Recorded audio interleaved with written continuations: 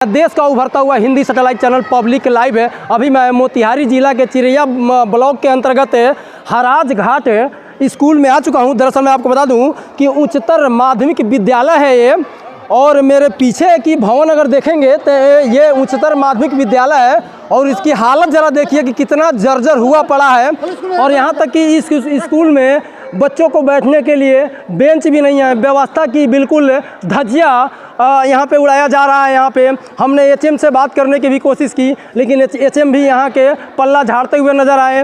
यहाँ तक कि एक ही क्लास में सिर्फ और सिर्फ बेंच है, बाकी के क्लास में बेंच नहीं है। बच्चे बोरे पे कट्टे पे बैठा करते हैं, 5वीं क्लास, 6ठी क्लास, 4थी क्लास, 3री क्लास, ऐसे करके बच्चे जो नीचे बैठा करते हैं और सिस्टम की यहाँ पे धज्जिया उड़ाया जा रहा है। मैं कैमरामैन से कहूँगा थोड़ा सा आगे आए और बताएं कि कुछ लोग जो यहाँ पे आए हैं, इकट्ठा हैं, ग्रामीण यहाँ पे इकट्ठा हुए हैं, उनके गार्जियन हैं, उनसे बात करने की कोशिश करेंगे और जानने की कोशिश करेंगे कि स्कूल में किस तरह से भ्रष्टाचार मचाया जा रहा है और क्या यहाँ की व्यवस्था है, कुव्यवस्था क्या है, वो हम जानने की कोशिश करेंगे। क्या नाम है आपका? दधिवल सहनी। स्कूल के बारे में क्या कहना है आपका? स्कूल के बारे में तो देखिए रहे जो कैसा स्कूल है। हम लोग कहते हैं कि स्कूल के कुछ साफ सुथरा हो जाए, टूटा फूटा है वो बन जाए, जो लड़किया का हमारा साधन हो जाए बैठने के लिए।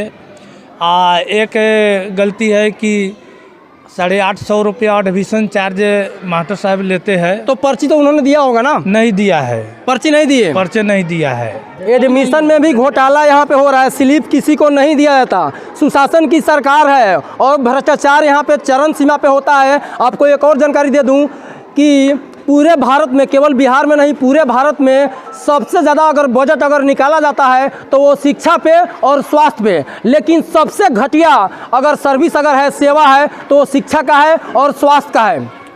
और 500 रुपया फिर एक बार कौन चार्ज प्रेडिकल का ले लिया मेरे लड़का से। प्रेडिकल का 500 रुपया? 500 रुपया एक लड़का से, एक लड़के से 500 रुपया? एक लड़के से 500 रुपया, उसका भी स्लिप उलिप कुछ नहीं है। अच्छा, क्या नाम है आपका? हमारा नाम बिगू पासवान है सर। अच्छा, क्या कहेंगे स्कूल के व्यवस्था के बारे में? स्कूल का व्यवस्था के बारे में यही कहना चाहता हूँ कि जो भी लड़का हमारा बच्चा इसमें पढ़ता है, इसको कोई काम कराने के लिए, एडमिशन कराने के लिए 10वीं क्लास में उन्होंने 3000 रुपया मांगा। नहीं तो तुम्हारा नाम एडमिशन कराने के लिए 3000 रुपया? 3000 रुपया, नहीं तो तुम्हारा नाम को नहीं है इसमें, कट गया। किसने कहा था ये? मास्टर जी कहे थे। अच्छा, मास्टर जी कहे थे? हाँ, हेड मास्टर जी जो है। अच्छा, हेड मास्टर। हाँ। अच्छा, उसके अलावा तब जा करके हमारा लड़का जा करके दूसरे पंचायत में, सेमरा पंचायत में एडमिशन दूसरे हाई स्कूल में करा कर तब आया है। यहाँ पे आपने छोड़ दिया, अपने घर का स्कूल का छोड़ दिया, दूर स्कूल आप गए आप जी। तो बच्चे को आने जाने में परेशानी भी तो होती होगी ना? परेशानी तो होती है, कोई बात सोचते नहीं है। कोई चीज़ का अगर बीपीएल में नाम जोड़ना, वोटर लिस्ट में साइन वगैरह कराने के लिए आते हैं तो कुछ सलामी नहीं सुनते, कहते हैं यहाँ से जाओ। यहाँ पे बच्चों को बैठने के लिए बेंच भी नहीं है? यहाँ तो कुछ भी नहीं है, देख भी रहे हैं, यहाँ बैठने के लिए कोई साधन भी नहीं है। इनको कहा जाता है कि ये साधन के लिए आप प्रयोग कीजिए, तो ये कोई सलामी नहीं सुनता है, जाओ बोलो, कोई ज़रूरत नहीं है हमें। जब मैं 11, साढ़े 11 में जब स्कूल में मैंने दाखिल हुआ तो यहाँ तक कि मैंने देखा कि शौचालय जो होता है उसका ताला बंद था। ज़रा कल्पना कीजिए कि स्कूल के बच्चे शौचालय के लिए आखिर जाएं तो जाएं कहाँ। जब तहकीकात करना शुरू किया तो एचएम साहब यहाँ के आए और उसका ताला खोले, फिर बंद करने जा रहे थे। फिर हम लोगों ने कहा कि इसको बंद करेंगे तो फिर बच्चे शौचालय के लिए जाएंगे कहाँ, तो उन्होंने खुला छोड़ दिया। आइए कुछ और लोग हैं, उनसे भी जानने की कोशिश करेंगे। और क्या नाम है आपका? दिनबंधु झा। अच्छा, स्कूल के व्यवस्था के बारे में क्या कहना है आपका? स्कूल की व्यवस्था के बारे में सर क्या कहना है, आप तो आए ये हैं, देख रहे हैं, आज से नहीं सर, साहब बता देते हैं कम से कम 2-4 साल से स्कूल की व्यवस्था, लेटरिन बाथरूम कल है, और बता देते हैं, देख रहे हैं जो कैसे है। ब्रेंच नहीं है तो बच्चे सबको तो हम लोग को शिक्षा देना है, घर से अपना बोरा सरिया कर भेजते हैं जो जाओ वहाँ पर बैठना और पढ़ना, और किसी टीचर से कोई कमी नहीं है मेरे बच्चे लोगों को। जहाँ तक लोग जो योग्यता प्राप्त किए हैं उतना तक शिक्षा देते हैं, लेकिन मास्टर साहब कभी कभी, हेड मास्टर साहब जो हैं बच्चे सब के साथ कभी कभी हल्का घिनौन कार्य कर देते हैं, है ना।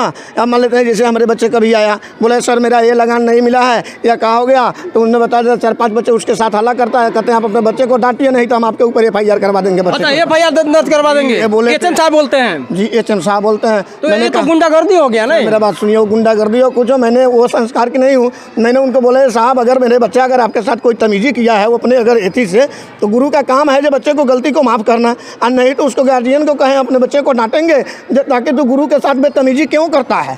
है ना। हमने अपने बच्चे को डांट दिया, कहें जब परीक्षा पड़ेगा तो तुमको विद्यालय में जाना नहीं, तो इसके बीच नहीं जाना है, तुम जाओ दूसरे जगह पढ़ाई करो, क्योंकि हमको तो शिक्षा लेना है। हम लोगों को तो बता दें वो ऐसी चीज़ है नहीं जो हम लोग उनको कहने जाए नहीं हम आपके साथ मार करेंगे, हम आपके साथ आंदोलन करेंगे, हम आपके साथ ये करेंगे। हम लोगों की शिक्षा चाहिए। अरे बहुत से ऐसे लोग हैं इनके जैसे पीछे बहुत से ऐसे लोग होंगे, इसमें रहती है बड़े पदाधिकारी हैं, इनका जहाँ तक पहुँच होगा वहाँ तक तो हम लोगों का पहुँच होगा नहीं। हम लोग तो जनता है, हम लोग तो घर छोड़कर कहीं जाएंगे नहीं। इनके तो 70 पहुँच है, इनके पास पैसा की गर्मी है।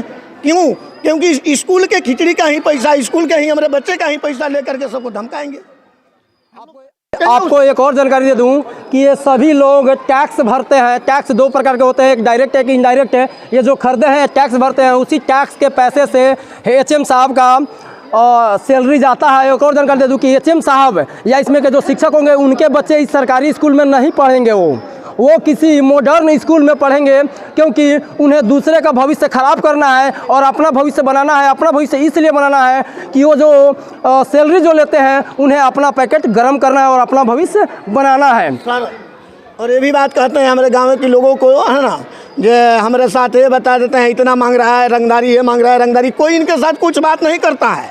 यह सबको अपने धमकी से दबाव दे करके आप रंगदारी मारते हैं, ये करेंगे वो करेंगे, है ना, कह करके ये शांत करा कर रखता है। अब हम लोग करते हैं कि इन लोग से कुछ नहीं बोलते हैं। चलो भाई, एक हमारा नहीं जा रहा है, पूरे गाँव का जा रहा है। पूरे ग्रामीण अगर आकर के इनको सहयोग न करे, इनसे पूछ पाछ न करे, तो हम लोग कुछ करेंगे।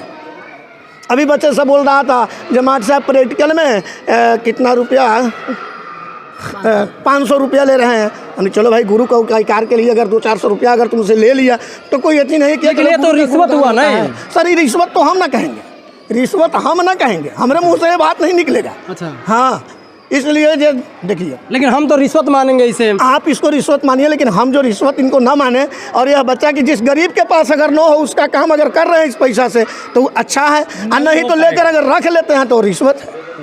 चलिए, मैं कैमरा मैन से कहूँगा थोड़ा सा आगे आए और यहाँ पे दिखाए स्कूल का क्या स्थिति है और बच्चे जो हैं वो किस तरह से यहाँ पे पढ़ाई करते हैं और किस दयनीय स्थिति में है। ज़रा देखिए कि क्लास ये 6 लिखा हुआ है, लेकिन बच्चे यहाँ पे पढ़ते क्या हैं, क्लास 5 के।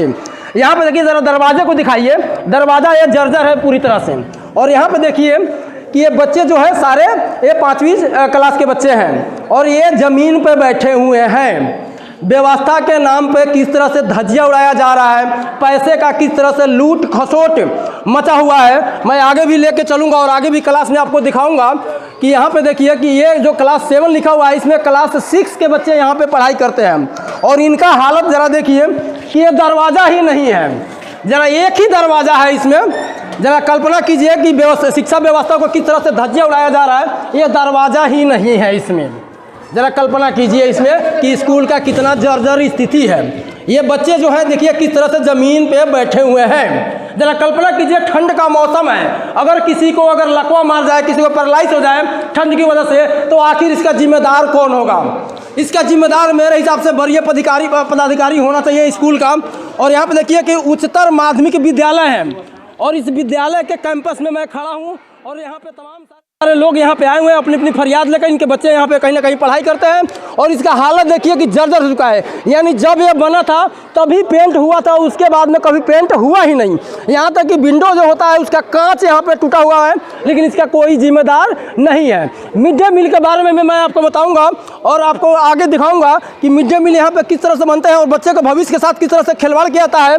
बिल्कुल हाइजेनिक खाना नहीं खिलाया जाता है यहाँ पे। ये स्कूल का जर्जर स्थिति है।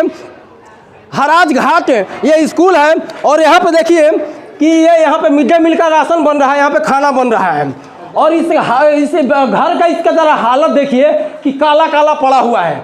ज़रा कल्पना कीजिए कि छिपकली अगर इस खाने में गिर जाए तो उसका जवाबदेही कौन होगा? वो खाना छिपकली गिरने से पॉइजन हो जाएगा, लेकिन इसका साफ सफाई रख रखाव बिल्कुल घटिया है।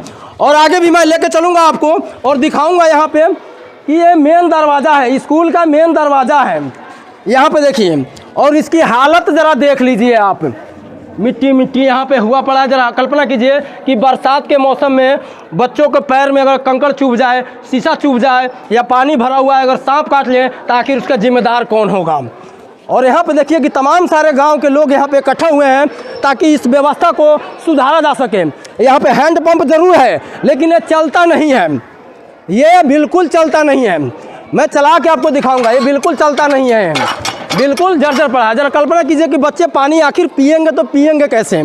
और ये उच्चतर माध्यमिक विद्यालय है, उसमें बच्चे नहीं आते हैं, उसमें शिक्षक भी नहीं है, ऐसा जानकारी मुझे मिला है। और उच्चतर माध्यमिक विद्यालय को ये माध्यमिक विद्यालय इसको अंडरटेकिंग करता है। ज़रा सोचिए कि अपर क्लास को लोअर क्लास टेकिंग कर रहा है। ज़रा कल्पना कीजिए कि इस स्कूल का भविष्य कहाँ जा रहा है और इन बच्चों का भविष्य कहाँ जा रहा है। कहाँ जा रहा है बाबू, आपका भविष्य पता है आपको? सर नहीं। है?